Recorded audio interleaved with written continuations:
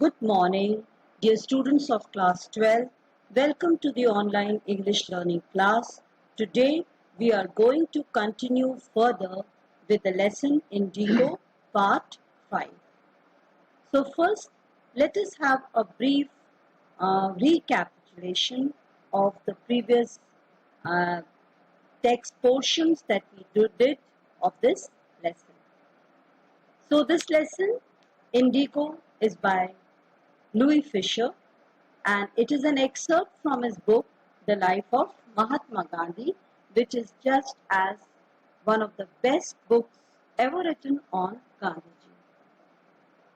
Louis Fisher visited Gandhiji in 1952 at his ashram in Sevagram, and there Gandhiji, during the course of conversation, shared with him that he is going to share the sequence of events which led him to urge the departure of the British, and it was in the year 1917. So he started sharing with him the sequence of events. It was in 1916 December when he was attending the annual convention of Indian National Congress, which was in Lucknow and visited by several delegates and visitors. One of the poor peasants, Rajkumar Shukla, approached Gandhiji with a woeful tale of Champaran indigo sharecroppers. As Gandhiji was very preoccupied with prior engagements, uh, Gandhiji uh, tried to tell him his uh, previous prior engagements, but Shukla was persistent, and his tenacity and his resoluteness impressed Gandhiji. And finally, Gandhiji relented and agreed to go with him immediately after his Calcutta visit.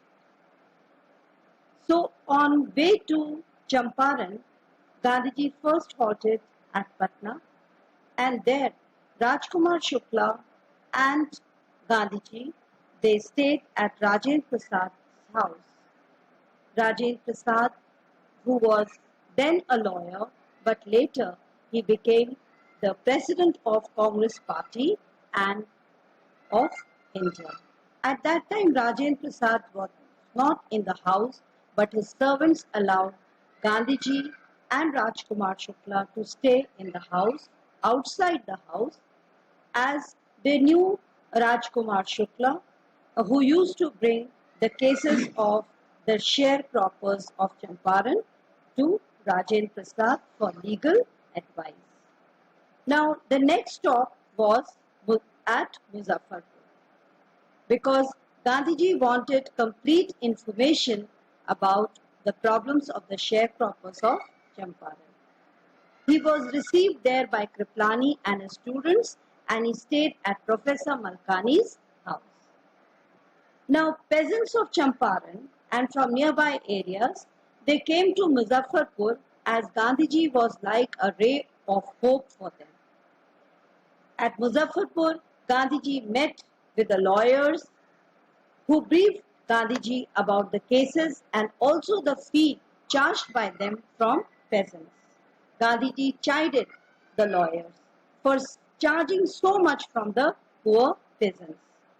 Gandhiji concluded that the peasants need to be free from fear, which was more important than getting them legal justice.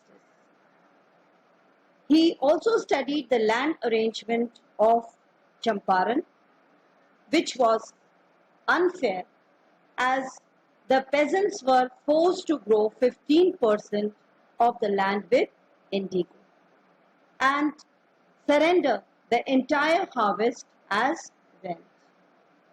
Now, as Germany had manufactured synthetic indigo, a clever move by British landlords was made, and as the Indian indigo demand fell in the world market, they tried to gain out of this situation and release the Indian peasants from the compulsion to grow 15% of the land with indigo.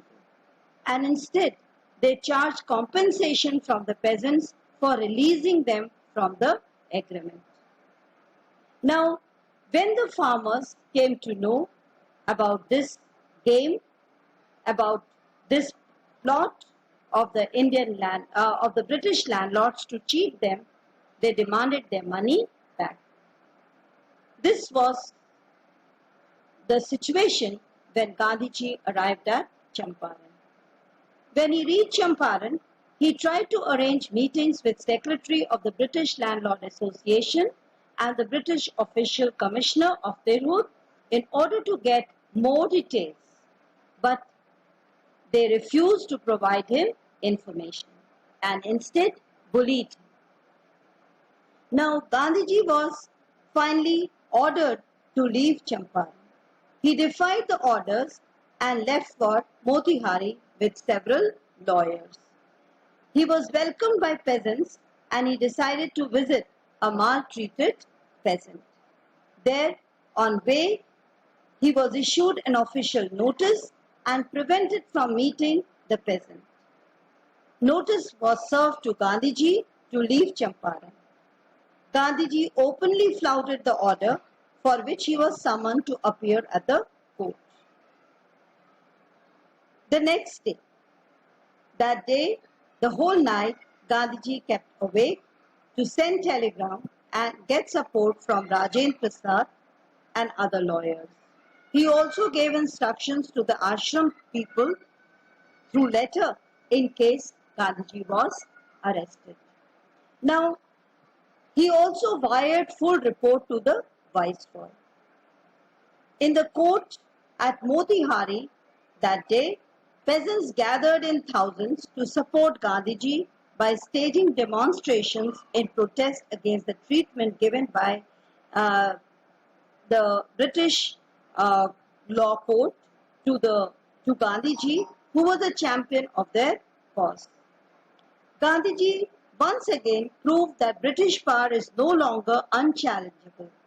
Authorities were puzzled and they finally decided to postpone the trial. Gandhiji was released without bail when he refused to furnish it, and he was allowed to go free while the judgment was withheld. Now here, at this point, we stopped in the lesson, in the previous lesson. Let us continue today further with part 5 of the text. Now, Rajendra Prasad, Brij Kishore Babu, Maulana Mazrul Huq and several other prominent lawyers had arrived from Bihar.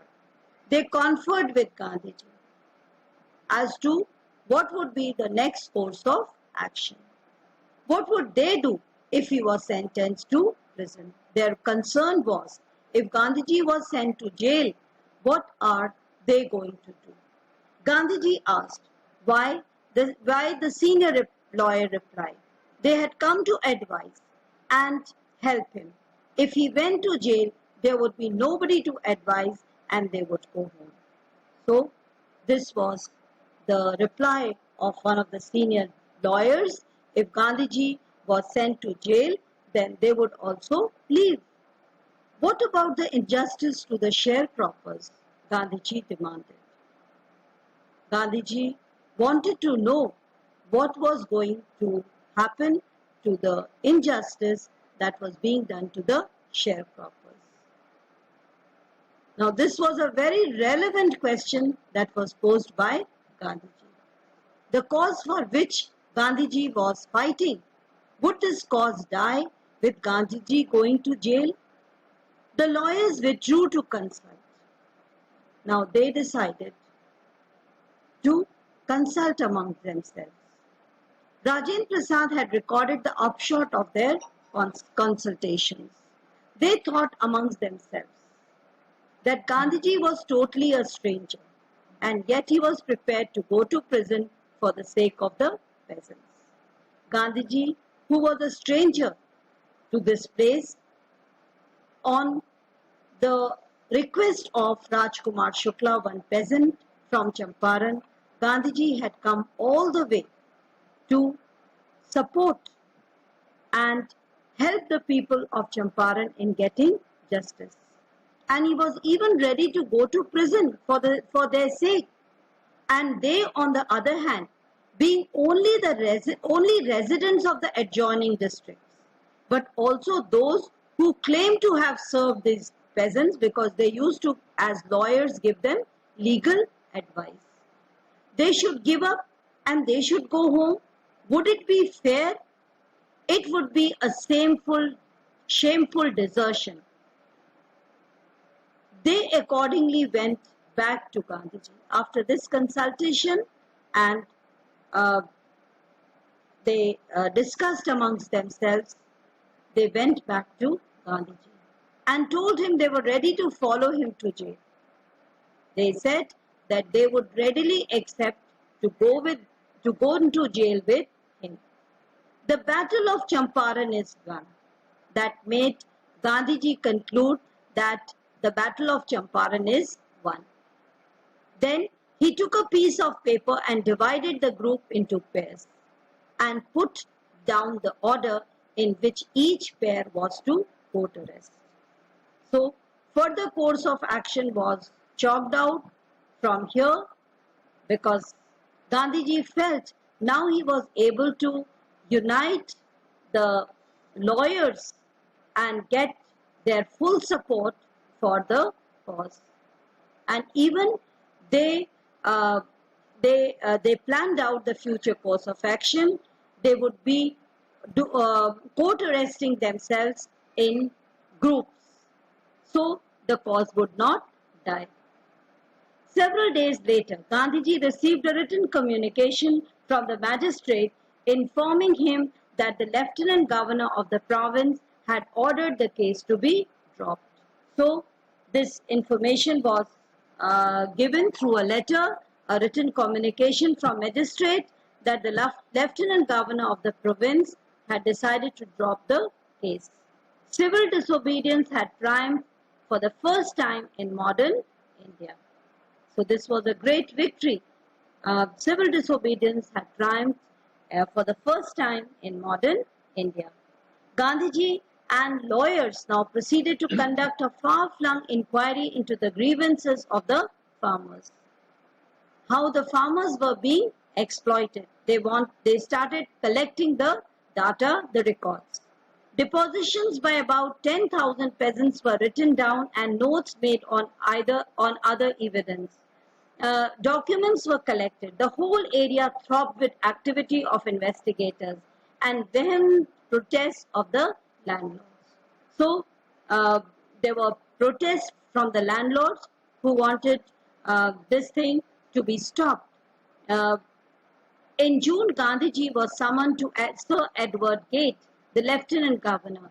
Before he went, he met leading associates and again laid detailed plans for civil disobedience if he should not return. So he feared, in case he would be arrested, he should plan in advance what would be their course of action.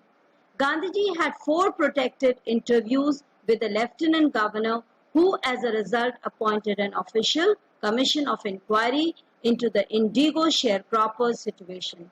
So an official inquiry was set up by the orders of the Lieutenant Governor to inquire about the condition of indigo sharecroppers. This commission consisted of landlords, government officials, and Gandhiji as the sole representative of the peasants. So it was consisting of landlords, government officials, and Gandhiji was the only representative of the peasants. We'll stop here and we'll continue with the remaining in the next class. Thank you.